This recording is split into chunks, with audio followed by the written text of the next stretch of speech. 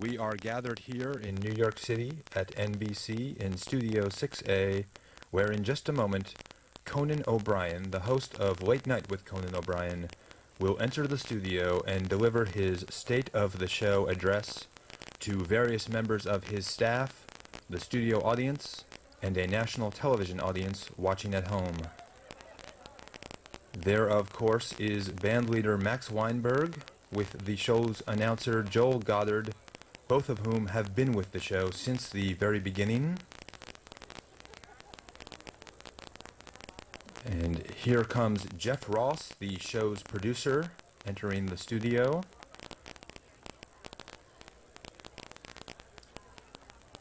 And Mr. Ross is followed by Bernard Evans, Conan's personal trainer.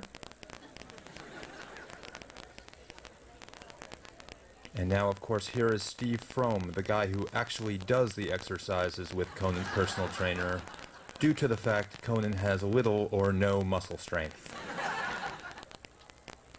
And we've just been told Conan O'Brien is about to be introduced. There is John Cullen, the late-night sergeant-at-arms. Let's listen in. Ladies and gentlemen, the host of the show.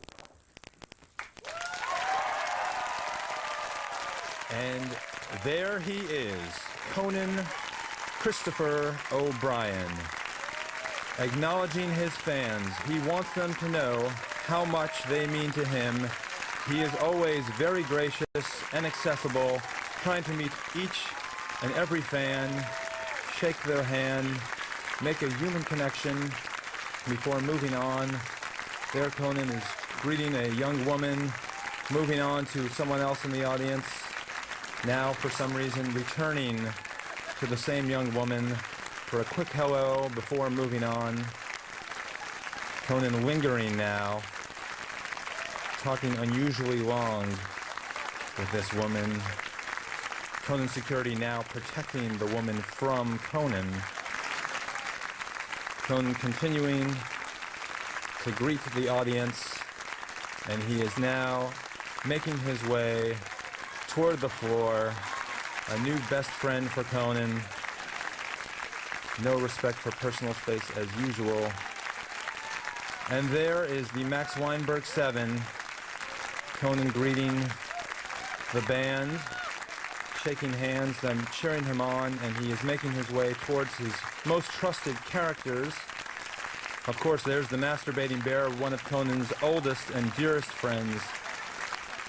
Very loyal. And there is Eyeballs O'Shaughnessy. He certainly looks very excited to see Conan. It looks like Conan is telling Eyeballs what to expect in tonight's speech, going over the details. Eyeballs losing interest quickly, very bored. Conan clearly getting the message, wisely deciding to move on. There is Tablis, the mythical half-man, half-table. The man half must have spent a great deal of time polishing his table half for this event. And finally, vomiting Kermit.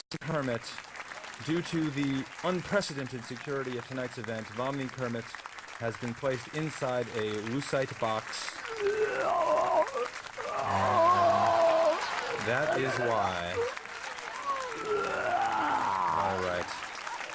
Kermit in his box. Conan making his way to the podium. Let's hear what he has to say. Thank you. Thank you all very much. Let me begin by saying that because tonight I'm giving the State of the Show address, I will not be doing my usual monologue this evening.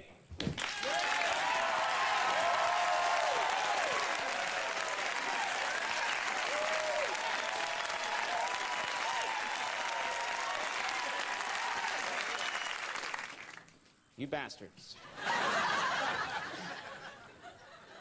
Ladies and gentlemen, before I go any further, I'd like to thank two great Americans who are with us in the audience this evening, Steve Lamont and Dana Caldwell. Let me tell you about Steve and Dana. They did not serve in Iraq. They have never performed any kind of community service. They've never done anything heroic at all. But they do love to make out in public. And if there's one thing I love, it's watching young, attractive people make out.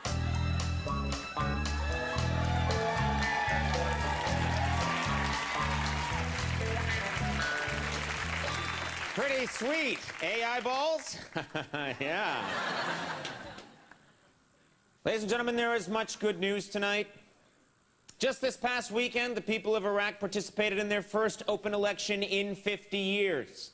They have tasted American-style democracy. Well, now it's time for them to taste American-style comedy. That is why in 2005, I will give the people of Iraq the greatest comedy gift of all, Michael Jackson. In fact, I'm giving them their very own Iraqi Jacko. Ladies and gentlemen, meet Iraqo.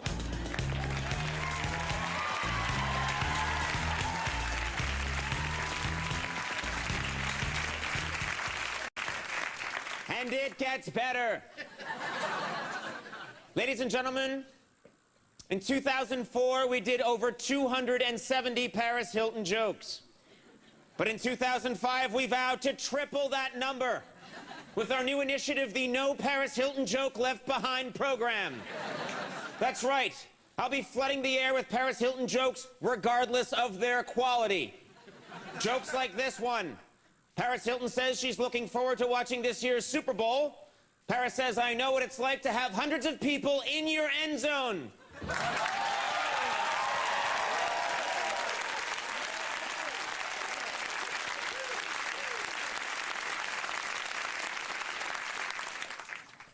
In 2005, you can expect more razor-sharp political wit and satire, and a lot less silly, arbitrary humor that makes no sense.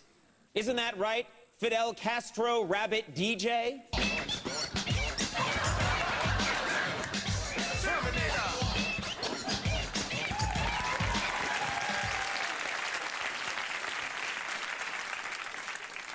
In the coming year, Late Night will do more than just make you laugh.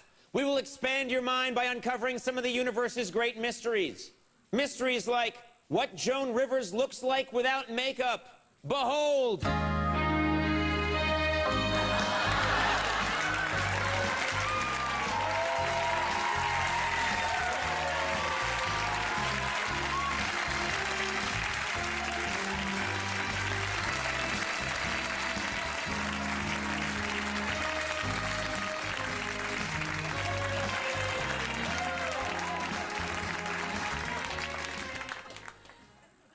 "2004 was a divisive year for America. In 2005, I pledged to do everything I can to heal the nation's wounds by reaching out to the so-called red states. To help me achieve this goal, I have enlisted the aid of the red states' most beloved figure, gun-toting NASCAR Jesus.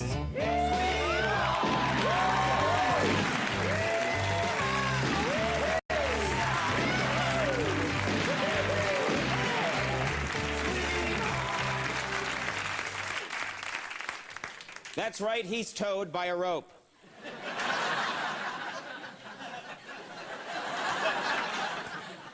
Yes, Late Night will strive for greatness in the coming year, and that push starts tonight as I welcome my guest, NBC Nightly News anchor, Brian Williams.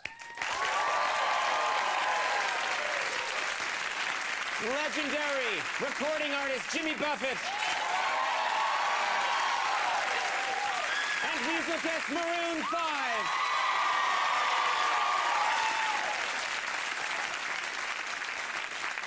That's right, I promise with work and determination we can pull together and make this the best late night show ever. Thank you.